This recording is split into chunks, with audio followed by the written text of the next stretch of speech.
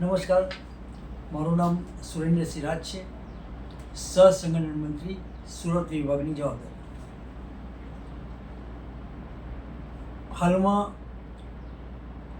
રાંચી ખાતે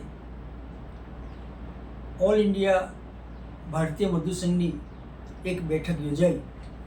એમાં એવો નિર્ણય કરવામાં આવ્યો છે કે દેશમાં 17/8 દેશવ્યાપી આંદોલન, જેના ભાગરૂપે ભરૂચ જિલ્લામાં પણ કલેક્ટર ઓફિસ ખાતે ધરણાનો કાર્યક્રમ થવા જઈ રહ્યો છે.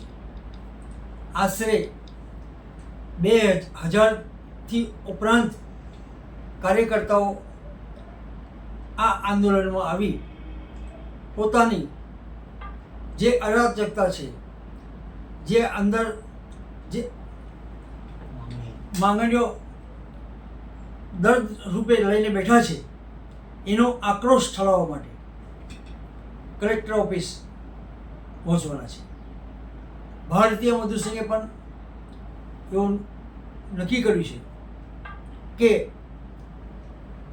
વર્ષોથી અમે માંગણી કરતા આવ્યા છે અને સરકાર એમાં કંઈક નાનો મોટો સુધારો કરતી હોય છે, પણ છેલ્લા કેટલાક વખતથી આંગણવાડી, આશા વર્કર, ઇન્ડસ્ટ્રીના કામદારો જેવા અનેક યુનિયનો છે, જેની પડતર માગણીઓ તેવી ને તેવી છે.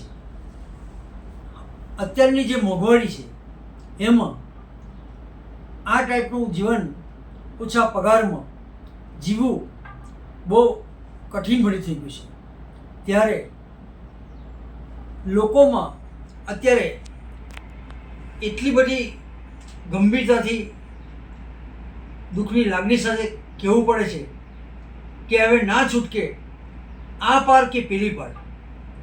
જો આવનાર દિવસમાં આ સરકાર, જેને બહેરી મૂંગી કહેવામાં આવી છે, જો નહીં સાંભળે તો એનું પરિણામ સરકારે જ ભોગવવાનું છે. કારણ કે કોઈ બી વસ્તુની એક લિમિટ મર્યાદા હોય છે.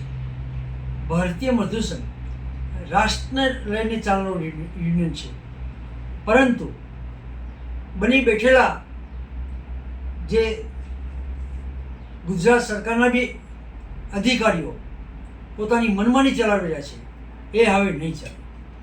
કારણ કે 17 તારીખનું જે આંદોલન ધરણા રૂપે અમે ભરૂચમાં કરવાના છે, એવી રીતના ઓલ ઇન્ડિયામાં થવાનું છે.